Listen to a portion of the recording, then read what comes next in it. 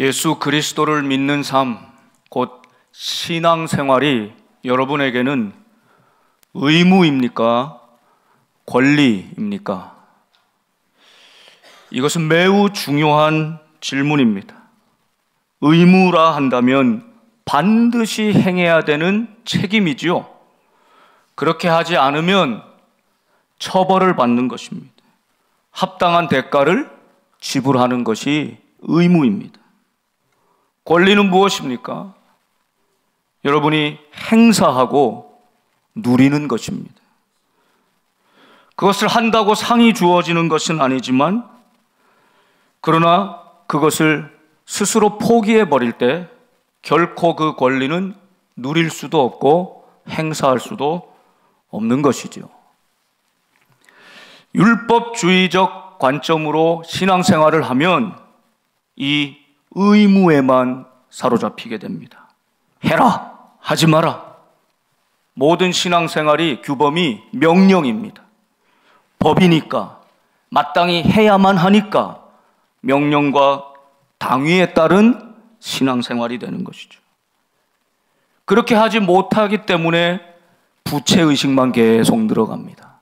죄의식만 계속 쌓여갑니다. 기쁨이 없습니다. 반면에 은혜는 의무의 족쇄를 풀어버립니다. 예수님을 만난 것이 너무 좋아서, 하나님을 만난 것이 너무 기쁘고 감격스러워서 감사하고 기뻐하며 살아가는 삶입니다. 나는 이미 많은 생명을 받았다, 자원을 받았다, 물질을 받았다, 관계를 받았다, 은사와 혜택을 누리며 살고 있다. 이 모든 것이 하나님이 내게 허락해 주신 하나님의 선물이다. 이 은혜의 신앙생활인 것이죠. 은혜로 신앙생활하는 사람은 성도로서의 권리를 누립니다. 하나님의 자녀로서의 권리를 행사합니다. 당당합니다. 자유롭습니다. 폭이 넓어집니다. 여유가 생깁니다. 고난이 다가와도, 어려운 일이 닥쳐도 우리 주님과 함께 이겨낼 수 있습니다. 이게 은혜로 신앙생활하는 사람이 주시는 특권입니다. 여러분의 신앙생활은 의무입니까? 권리입니까? 사도 바울과 바나바가 이방 곳곳을 가며 복음을 전했습니다. 예수 믿고 구원받는 역사가 일어나고 세례를 받고 그 후에 교회가 세워졌습니다. 사도행전 14장에도요, 비시디아 안디옥에서 쫓겨나 이고니온으로, 거기서 루스드라로, 더베로 300km가 넘는 거리들을 옮겨가면서 가는 곳마다 복음을 전했습니다.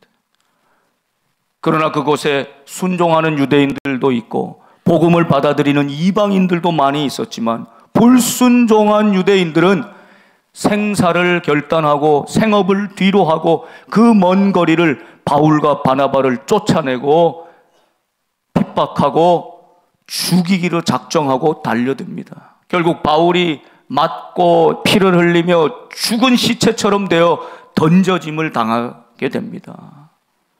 죽었던 그가 예수 그리스도의 부활의 능력으로 다시 일어나 어제 핍박하고 고난을 당했던 그 자리로 또 들어가는 것입니다. 그리고 복음을 또 전했습니다. 여러분, 이것이 놀라운 복음의 능력, 하나님 나라의 놀라운 운동력이었지요. 자, 그리고 나서 그러면 좀 계속 복음의 역사가 나아가면 참 좋겠는데, 초대교회는 파도 없는 바다는 바다가 아니듯이 초대교회는 문제의 파도가 계속 다가옵니다. 바울과 바나바를 위협하는 실제적이고 물리적인 박해뿐만이 아니라 이제 선교적으로, 교회사적으로 아주 중요한 문제가 오늘 나타납니다. 그래서 예루살렘 회의를 모입니다. 예루살렘에 있던 사도들이, 장로들이 바울과 바나바, 안디옥에서 세계 선교를 향해서 이방인의 선교를 하던 선교사들이 다 한자리에 모여서 아주 중요한 문제를 의논하고 결정을 내리는 것이 오늘 사도행전 15장에 나오는 말씀입니다. 어떤 문제가 있었는가? 어떻게 해결했는가? 여러분, 이것이 이방의 선교를 위하여 땅끝까지 복음 전하는 하나님의 이 구원의 계획을 어떻게 이루어 갔는가를 잘 보여주는 아름다운 회의의 모습을 보여주고 있습니다. 여러분, 갈등과 문제가 없는 곳이 없습니다. 갈등이 없는 것이 좋은 것이 아니라 갈등과 문제는 인간 살아가는 세상 속에, 교회 속에도 늘 있는 것이기 때문에, 늘 파도처럼 오는 것이기 때문에 이 문제를 어떻게 극복하느냐, 이겨내느냐, 이것이 참으로 중요한 것이죠. 저는 여러분에게 축복합니다. 여러분 인생의 개인적인 문제가 파도처럼 다가와도 우리 주님이 나와 함께 하고 있다는 믿음으로 그 파도를 유유히 넘어갈 수 있는, 서핑할 수 있는, 즐길 수 있는 그 위에서 승리하는 여러분의 삶이 되시기를 간절히 축복합니다. 초대교회의 이방의 선교가 지금 승승장구하며 가는 곳마다 복음의 역사가 있는데 오늘 문제가 발생합니다. 1절, 어떤 사람들이 유대로부터 내려옵니다. 지금 배경은 시리아 안디옥입니다. 1차 세계 선교 여행을 마친 바울과 바나바가 지금 안디옥에 있습니다. 근데 유대로부터 어떤 형제들이 왔다는 것이에요. 저들이 무슨 말을 합니까? 모세의 법대로, 모세의 관습대로 할례를 받지 아니하면 능히 구원을 받지 못하리라. 이 문제를 제기하는 것입니다. 그러니까 이방인들이라도 예수님 믿고 세례받고 그리스도인이 되는 것인데 그들도 반드시 유대인처럼 할례를 행해야 된다. 우리와 같이 할례를 받아야 된다. 율법을 지켜야 된다. 그래야 구원을 받는다라고 주장하고 있는 것입니다. 자, 그러니 바울과 바나바 그들 사이에, 또 유대에서 온 이 사람들 사이에 적지 않은 다툼과 변론이 일어났다고 말씀합니다. 다툼도 있었고 소동도 있었고 서로의 주장을 주장하면서 부딪히는 변론도 있었다는 것이에요. 자, 그래서 이 문제에 대해서 이것은 우리가 결정할 수 있는 것이 아니라 바울과 바나바가 지금 일어나고 있는 선교지에서 지금 일어나고 있는 현실의 이 하나님의 놀라운 사건들을 보고하고 이 문제를 꼭 이방인도 구원을 받으려면 할례를 받아야 하는가? 율법을 다 지켜야 되는가? 이 문제를 의논하기 위해서 바울과 바나바를 유대 예루살렘으로 보내는 것입니다. 자, 예루살렘에 이르렀을 때 교회와 그 사도와 장로들이 저들을 영접합니다. 따뜻하게 맞이합니다. 존중해 줍니다. 다 그렇게 모였는데 그 중에 율법 지키는 것을, 할례를 받아야 한다는 것을 목숨처럼 여기는 유대인 중에 유대인인 바리새파 사람들이 이렇게 주장하죠. 5절 말씀입니다. 저들이 일어나 말하되 이방인에게 할례를 행하고 모세의 율법을 지키라 명하는 것이 마땅하다 하니라. 이방인이라도 반드시 할례를 받아야 된다. 모세의 율법을 다 지켜야만 된다. 이것이 마땅하다라고 주장하는 것입니다. 예, 수천 년 동안 그 율법을 생명처럼 여기고 난지 8일 만에 남자들은 할례를 받도록 하신, 그래서 몸에 인을 쳐서 하나님의 백성으로 선택했다고 하는 이 유대인들의 오랜 생각과 관습으로는 이 주장이 맞는 것이죠. 그런데 이 주장을 잘 듣고 이 일에 의논을 하고 7절에 보면 많은 변론이 또 있었습니다. 예루살렘에서도 많은 변론들이 옳다, 가하다, 그렇지 않다, 이런 문제가 있다, 많은 변론이 있었다는 것입니다. 그때 베드로 사도가 일어섭니다. 사도행전 12장 이후로 선교를 떠났던 베드로가 여기 지금 중요한 예루살렘 회의이기 때문에 딱 한 번 다시 등장하고 있습니다. 여러분, 하나님의 때에 하나님의 손에 쓰임받는, 하나님의 타이밍에 쓰임받는 인생이 되시기를 축복합니다. 베드로는 딱 그런 사람이 꼭 있어야 할 때 있어야 할 자리를 지키며 그가 목격한 하나님의 역사를 증언하고 있습니다. 말해야 될 때 침묵하고 말하지 말아야 될 때 말하는 인생이 아니라 베드로는 정확하게 하나님의 때에 하나님의 손에 쓰임받았던 사람이다. 여기 베드로가 딱 등장하고 있는 것입니다. 베드로가 주장한 것이 무엇입니까? 형제들아, 쭉 말씀하면서 이 일을 위해 내가 하나님이 택하셨고 준비되었다 하며 8절 9절대로 하나님이 우리에게와 똑같이, 유대인들에게와 똑같이 그들에게도, 이방인에게도 성령을 주어 증언하셨다. 사도행전 2장에 성령 충만함을 유대인들이 받았던 사건이나 베드로가 목격했던 사도행전 10장에 고넬료 집에 가기 전에 보았던 환상이 있잖아요. 보자기 큰 게 내려오고 잡아먹으라. 그럴 수 없습니다. 아니, 내가 깨끗하다 한 걸 네가 속되다가 하느냐? 3번이나 이것을 보여주시고 먹으라. 율법을 넘어선 하나님의 이방인을 향한, 모든 백성을 향한, 죄인들을 향한 구원의 문이 열려야 됨을 유대인의 편견에 사로잡힌 베드로마저 그 편견을 무너뜨리기 위해서 하나님이 환상으로 보여주시지 않았습니까?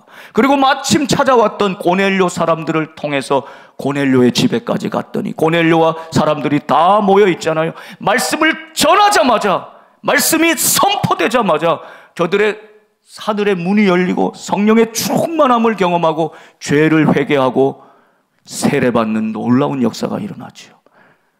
베드로는 그 사실을 다 직접 체험했습니다. 목격했습니다. 그러니까 사도행전 2장에 유대인들에게 내렸던 성령이나 사도행전 10장에 고넬료 집에 이방인에게 베풀었던 성령이나 동일하다. 하나님께서 동일한 성령으로 역사하셨다 증언하고 있는 것입니다. 얼마나 확실한 증언입니까? 그리고 9절에 믿음으로 그들의 마음을 깨끗이 하사, 저 이방인들이 부정한 사람이 아니다, 죄인이 아니다, 하나님이 저들에게도 믿음을 주셔서 그들의 마음을 깨끗이 하사 그들이나 우리나 차별하지 아니하셨느니라. 하나님의 눈으로 볼 때 유대인이나 유대인만 특별한 선민의식을 가지고 우리가 택함받은 하나님의 백성이다, 하나님이 보실 때는 그게 아니라 유대인이나 이방인이나 다 똑같은 하나님의 백성으로 차별하지 않고 보신다. 이것을 베드로가 증언한 것이죠. 자, 그러면서 베드로의 주장의 결론은 10절과 11절인데 아주 중요한 말씀입니다. 여러분 같이 한번 읽어보겠습니다. 시작. 그런데 지금 너희가 어찌하여 하나님을 시험하여 또 능히 매지 못하던 멍에를 제자들의 목에 두려느냐? 그러나 우리는 그들이 우리와 동일하게 주 예수의 은혜로 구원받는 줄을 믿노라 하니라. 아멘. 베드로가 말하고 싶었던 것이 바로 이것입니다. 너희가 유대인들, 바리새인들, 너희가 어찌하여 하나님을 시험하느냐? 하나님은 동일한 성령으로 이방인에게도 구원을 베푸시는 하나님이신데, 우리나 그들이나 차별하지 않으시는 하나님이신데 너희가 하나님께 지금 도전하느냐, 시험하느냐? 우리 조상과 우리도 능히 매지 못하던 이 율법의 멍에, 여러분 율법을 다 지킬 수 있는 사람이 있습니까? 없습니다. 그 멍에를 우리도 매지 못하는데 저 이방인들에게, 그 형제들에게 그 목에 이 멍에를 두려고 하느냐. 11절이 너무나 중요하죠. 우리는 그들이 우리와 동일하게 주 예수의 은혜로 구원받는 줄을 믿노라. 할례를 행함으로 구원받는 것이 아니다. 율법이 중요하지만 율법을 다 지키는 것으로 구원받는 것이 아니다. 구원은 하나님께로부터 오는 것인데 오직 한 가지, 주 예수 그리스도의 은혜로 구원받는 줄 믿노라. 여러분, 이 믿음이, 이 베드로의 고백의 믿음이 오늘 우리가 고백하는 동일한 믿음 아닙니까? 우리는 이 믿음의 선상에 서 있는 것입니다. 어떤 인간의 업적도, 공로도, 할례도, 율법도 우리를 구원할 수 없고 오직 우리를 위해 십자가에서 목숨을 다해 우리를 살려주신 예수 그리스도의 은혜로 구원받는다. 이 사실을 믿음으로 구원받는 것이죠. 베드로가 전한 복음은 진짜 확실한 복음이었고 선교지마다 나타나고 있는 현상이라고 증언하고 있는 것입니다. 자, 그 이야기를 듣고는 가만히 듣던 바나바와 바울이 이제 우리도 선교여행 가서 선교지마다 그 역사를 목격했다. 하나님의 기적과 표적을 우리도 다 보았다. 그렇게 증언합니다. 이제 13절의 말을 다 마치고 이 회의를 정리해야 되잖아요. 그때 이 회의의 수장이었던 예수님의 동생인 야고보가 이제 등장합니다. 이 회의를 다 주재하고는 여러 의견과 주장을 다 듣고는 이제 결론을 내려야 되는 때이죠. 야고보가 형제들아 내 말 들으라 하며 주장을 이제 다 정리합니다. 이 모든 증언들이 사실은 선지자들이 이미 예언하신 하나님의 말씀과 일치한다. 하나님이 보여주신 예언하신 그 구원의 때, 이방인을 향한 그 구원의 역사가 지금 일어나고 있는 것이다. 이 말씀과 정확하게 일치하는 현상들이 선교지마다 지금 일어나고 있다. 이렇게 말하면서 아모스 9장 11절과 12절의 말씀을 인용해서 이렇게 말씀하는 것이죠. 다윗의 무너진 장막을 다시 지으며 또 그 허물어진 것을 다시 지어 일으키리니 하나님의 때가 되면 이렇게 하신다고 약속하신 것입니다. 이 목적은 남은 사람들, 유대에 포로로 잡혀가고 멸망했지만 남아있는, 또 돌아와서 귀환한 이 남은 사람들과 내 이름으로 일컬음을 받는 모든 이방인들로 주를 찾게 하려 함이라. 유대인들의 남은 사람들 뿐만 아니라 모든 이방인, 내 이름으로 일컫는, 예수 그리스도의 이름으로 세례를 받은 이 이방인들이 주를 찾도록 합니다. 이것이 하나님의 뜻이라고 예언하셨다는 겁니다. 여러분, 다윗의 무너진 장막을 다시 짓고 허물어진 것을 일으켜 세운다. 1차적으로는 예루살렘 성전을 회복한다. 보이는 성전을 다시 짓는다. 이런 의미가 있고요. 2차적으로 더 중요한 의미는 하나님과 다윗과 맺은 이 언약을, 이스라엘 백성들의 불순종으로 깨져버릴 위험에 있는 이 언약을 다시 이스라엘 백성들의 심령에 일으켜 세우겠다. 보이지 않는 성전을 더 세우겠다. 이렇게 말씀하시는 것입니다. 그리고 결론이, 야고보가 내린 이 예루살렘 회의의 결론이 이 19절, 20절 말씀인데요. 그러므로 내 의견에는 이방인 중에서 하나님께로 돌아오는 자들을 더 이상 괴롭게 하지 말라. 무엇으로 괴롭게 하는 것입니까? 반드시 할례를 받아야 된다. 반드시 율법을 다 지켜야 된다. 이 멍에를 메어 신앙생활을 은혜가 아니라 율법적으로 하게끔, 권리가 아니라 의무로 올가매게끔 괴롭게 하지 말고, 다만 그렇다고 율법을 다 안 지켜도 되는 것 아니다. 다만 본질적인 것 꼭 지켜야 될 것을 정해주자. 그 네 가지가 20절이. 다만 우상의 더러운 것과 음행과 음란함과 목매어 죽인 것과 피를 멀리하라. 이 네 가지는 반드시 지키도록 하고 그 외에 율법을, 할례를 반드시 받아야 된다는 조항을 풀어주자. 그래서 이방인들에게 복음을 자유롭게 전하고 저들이 예수 그리스도의 은혜를 믿기만 하면 주님께 돌아올 수 있도록 문을 활짝 열어줍시다라고 결론을 땅땅땅 내린 것입니다. 여러분, 이것이 참 위대하고 아름답고 성숙한 결정이었습니다. 그러므로 말미암아 이제 안디옥을 중심으로 다시 세계 땅끝을 향한 선교가, 복음의 역사가 계속 이루어질 수 있었던 것이죠.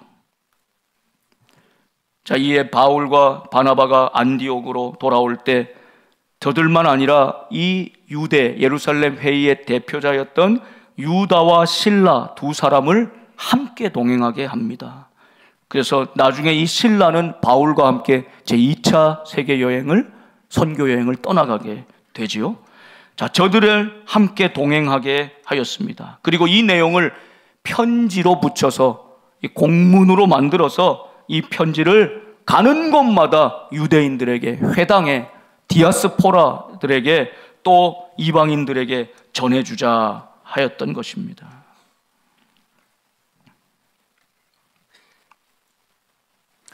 오늘 28절과 29절에 오늘 이 결정이 얼마나 귀한 것임을 다시 한번 보게 됩니다. 28절 말씀을 보면 성령과 우리는, 이 결정이 사람들의 회의로만 끝인 것이 아니고, 사람들의 결정이 아니라 누가 먼저 나옵니까? 성령과 우리. 성령께서 인도하신 회의요, 성령께서 주관하신 회의요, 성령께서 이끌어 주셔서 결론을 내릴 수 있었던 결정이다, 이 뜻입니다. 그래서 우리 모든 회의는 성령이 이끌어 가시고 우리가 따라가는 회의가 되어야 합니다. 이걸 잘 보여주는 거예요. 성령과 우리는 이 요긴한 것들 외에는, 이 네 가지 사항 외에는 아무 짐도 너희에게 지우지 아니하는 것이 옳은 줄을 알았다. 무거운 짐을 부과하고 의무를 부과해주는 신앙생활이 아니라 이 짐을 가볍게 해주며 주님을 만난 은혜, 주님을 믿는 믿음으로 살아갈 수 있도록 여기에 방점을 찍어주는 결정을 했다는 것입니다. 우상의 제물 피와 목매어 죽인 것 음행을 멀리할지니라. 이에 스스로 삼가면 잘 되리라. 평안함을 원하노라. 여러분, 성숙하고 아름다운 회의의 결론은 평안함입니다. 우리가 회의도 중요합니다. 교회는 사랑의 공동체죠. 교회가 주로 하는 건 예배입니다. 섬김입니다. 구제요, 선교입니다. 교육입니다. 그러니까 교회는 이런 사역들을 중심으로 목양이 중심이 됩니다. 그런데 그것만이 아니죠. 이 목양이 잘 이루어지고 유지하고 지속 가능하게 하기 위해서는 제도가 뒷받침돼야 됩니다. 그러나 이 제도는 최소한이어야 합니다. 이 제도가, 법이 너무 복잡하고 많아지면 실제로 해야 되는 이 목양의 사역, 예배드리고 선교하고 생명의 역사를 이루는 일은 자꾸 축소될 수밖에 없기 때문이죠. 여러분, 오늘 예루살렘 공의회의 이 첫 회의를 보면서 우리는 이제 총회가 많은 계절 아닙니까? 모일 때마다 회의도 은혜스럽게, 회의도 지혜롭게, 우리의 모임 회의가 인간의 모임이 아니라 하나님께서 이끌어 가시고 하나님의 뜻을 구하며 하나님의 뜻이 이루어지는 회의가 되어야 할 줄 믿습니다. 이게 참으로 중요합니다. 하나님의 뜻이 중심이 되는 회의. 어떤 인간적인 주장이나 어떤 특별한 목적을 가지고 그것을 관철시키는 일부의 사람이나 일부의 모습이 아니라 하나님의 뜻을 찾기 위해 내 생각도 내 경험도 내 지식도 내려놓고 그렇게 하나님의 뜻을 구하고 하나님의 뜻을 찾아서 결정하였으면 이 바리새파 사람들이 이제 이 네 가지 외에는 다 풀어주고 할례를 굳이 받지 않아도 우리와 똑같은 하나님의 자녀라고 구원받는 자라고 인정해 주자. 끝까지 포기하지 않는 사람도 분명히 있었을 겁니다. 바리새파 사람 중엔 그런 사람이 있었을 거예요. 계속해서 신약 성경 바울의 서신에 보면 이 율법주의로 회귀하려고 하는 도전이 얼마나 많았는지 몰라요. 그러나 오늘 이 예루살렘 회의의 성숙하고 아름다운 모습은 한번 결정이 난 것을 하나님의 뜻으로 받아들입니다. 더 이상 재론하지 않습니다. 여러분, 그리고 의견은 다르고 주장은 달라도 그 사람에 대해서 공격하지 않습니다. 오늘 바나바와 바울에 대해서 바리새인이 공격합니까? 베드로에 대해서 틀렸다고 막 베드로 바울 네가 과거에 이랬던 사람인데 예수 핍박했던 사람인데 이 문제를 과거를 다 끄집어내고 인신공격합니까? 그런 모습이 나타나지 않아요. 여러분, 의견이 다 다르고 주장이 다 다를 수는 있지요. 그 다툼도 있고 변론도 있을 수 있지요. 그러나 그것을 감정 싸움으로 이어가지 않는 것입니다. 사람에 대한 공격으로 이어가지 않는 것입니다. 이것이 예루살렘 공의회의 아름다운 모습이었습니다. 의견이 다른 분을 들어주고 경청하고 그거는 이런 면에 장점이 있구나. 그런데 이런 부분에 문제가 있을 수 있구나. 그래서 하나님의 뜻은 과연 어디에 있을까를 찾아가는 회의였다는 것입니다. 문제를 이방인들이 할례를 받아야만 구원을 받는다고 제기한 이 문제를 더 크게 만드는 회의가 아니라 우린 회의 잘못하면 문제가 더 크게 돼요. 증폭돼요. 문제를 해결하는 회의. 하나님의 뜻을 구하는 회의.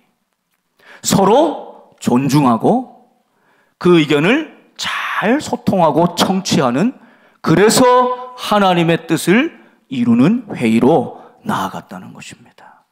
저는 우리 복된 교회에서 부서마다 선교회마다 공동체에서 회의는 짧고 굵게 꼭 필요하지만 서로 주장이 달라도 하나님의 뜻을 구하며 하나님의 역사를 이루어갈 수 있는 그런 우리 복된 교회가 될 수 있기를 간절히 소망합니다.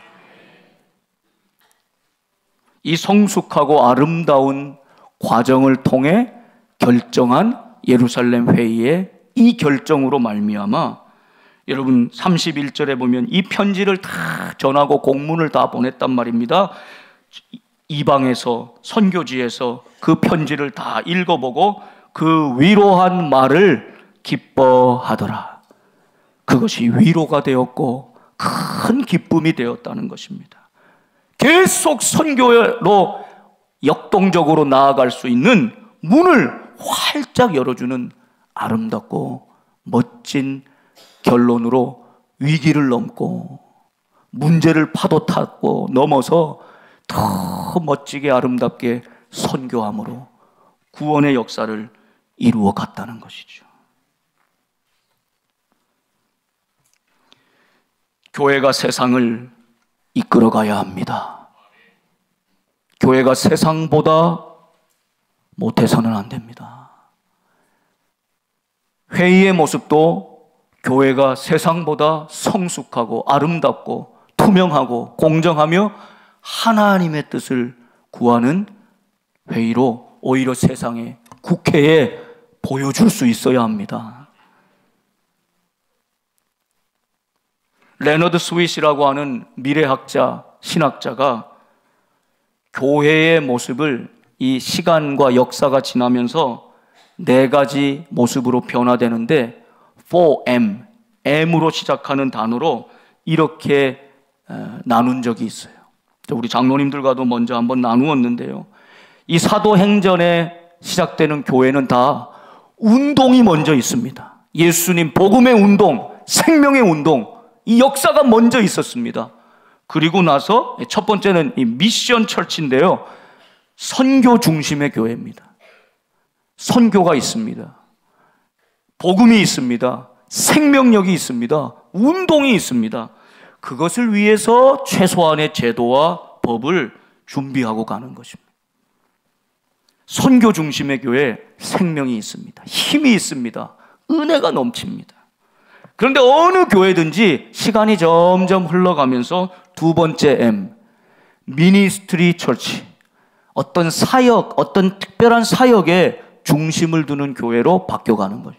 제자 훈련하는 교회, 구제하는 교회, 기도에 목숨 거는 교회, 이렇게 어떤 특별한 사역을 중심으로 자리가 잡혀가는 거죠. 필요하고 중요한 변화입니다. 그런데 더 시간이 흘러가면 어떻게 되냐? 세 번째 M은 메인테넌스 처치예요. 유지하고 관리 중심의 교회가 되어버리는 것입니다. 어떻게 우리 성도 숫자를 유지할까? 어떻게 헌금과 예산을 유지할까?